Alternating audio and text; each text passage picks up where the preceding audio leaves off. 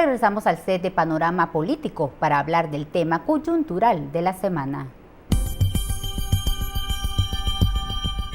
Según el Instituto de Políticas Migratorias, en 2012, 652,000 guatemaltecos vivían ilegalmente en Estados Unidos. Entonces, el 31% de ellos tenía un hijo nacido en ese país. Es decir, que unos 202,120 guatemaltecos calificarían con uno de los requisitos para permanecer temporalmente en Estados Unidos, en lo que resuelven su estatus migratorio. Queda mucho más que analizar sobre el tema de la inmigración en Guatemala, pero ahora pasamos a otro tema que también es importante y es la forma en la cual se negocia el presupuesto de ingresos y egresos de la nación. Miguel, tú hablaste con analistas y te explican qué significa esta nueva alianza de líder con el partido oficial y cuáles son las implicaciones. Sin duda alguna no lo ven para nada bien los analistas y consulté a un analista de ACIES, un analista del INSEP y un analista de la Escuela de Ciencia Política de la Universidad de San Carlos de Guatemala. Y precisamente Marcio Palacios me dice que estas alianzas hasta cierto punto son maquiavélicas y que no van en pro del mejoramiento de la calidad de vida de los guatemaltecos, sino en pro de las elecciones 2015, en donde, por ejemplo, se le va a otorgar una cantidades millonarias a las ONGs sin mayor fiscalización. Eso es por un lado. Y por otro lado, los diputados este año van a tener muchísima actividad en cuanto a mantenerse en el poder y va a haber muchos movimientos entre bancadas para poder mantener esos pesos y contrapesos dentro del Congreso. Además se va a ver más de lo mismo, por ejemplo, o sea, si se asociaron para aprobar el presupuesto, los bonos y los magistrados de la Corte Suprema de Justicia, que eso es muy importante, porque me hablaba sobre que se está perpetuando el status quo de la corrupción y entonces mencionaba el tema del juicio por genocidio, que aunque parezca que no importe, sí importa mucho, porque entonces si hay negociaciones con el próximo gobierno, garantizan que no se va a juzgar al Ejecutivo como lo es el partido oficial este año. Miguel, gracias.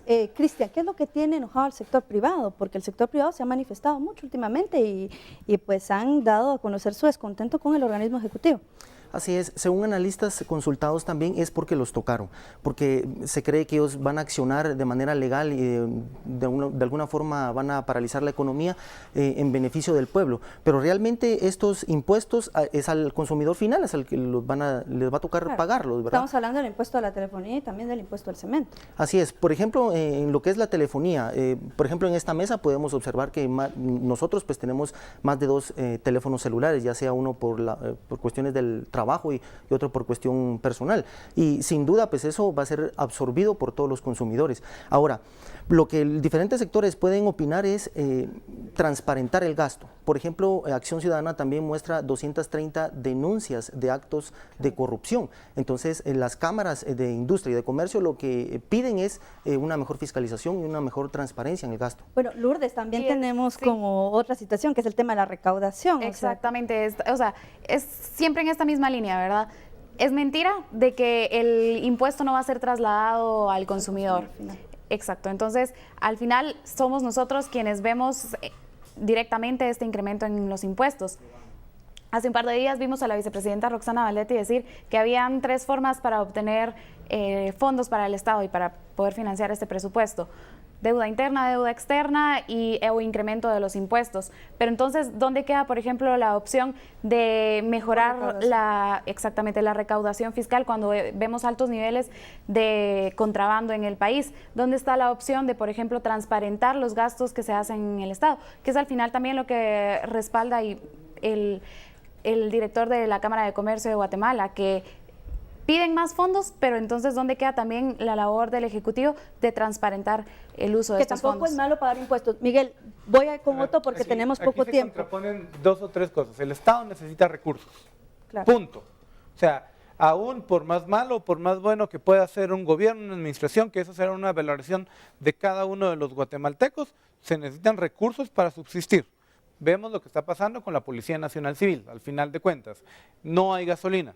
Pero sí hay plata para otras cuestiones también, ¿verdad? Eso hay que tenerlo Pero entonces claro. tendríamos que ponernos, pero al final el Estado necesita recursos y presupuesto tenía que haber.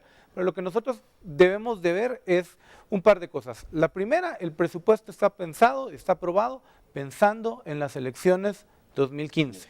Lo decían los analistas, pero no hay que ir con los analistas necesariamente, hay que escuchar lo que dice el presidente Pérez Molina, cuando habla de las ONGs, dice, necesitamos acelerar la construcción de las cosas porque los mecanismos que teníamos que eran transparentes y que vamos a mantener uno de esos mecanismos de transparencia, lo que nos permite es acelerar para que las construcciones de obras no inicien 10 meses después que se firme un contrato, sino que 8 meses después que se firme el contrato estén construidas las cosas.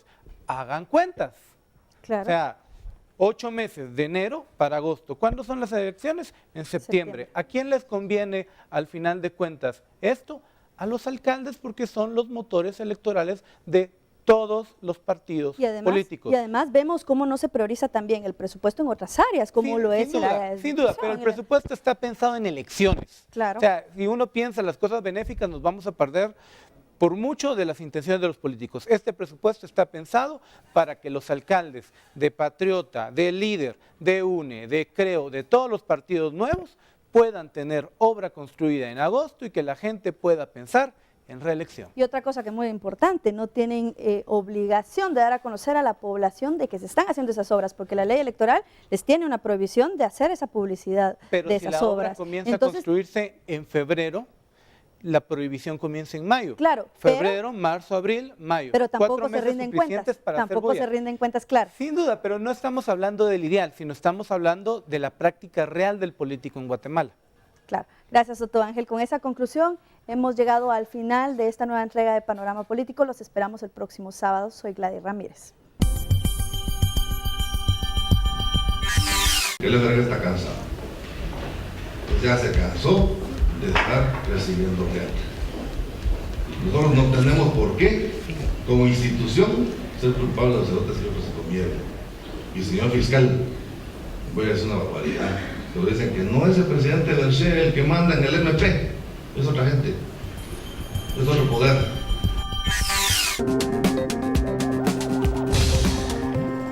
Los ganadores de las justas centroamericanas y del Caribe en varias disciplinas reciben el reconocimiento del Estado. Cuando regresemos le damos más detalles.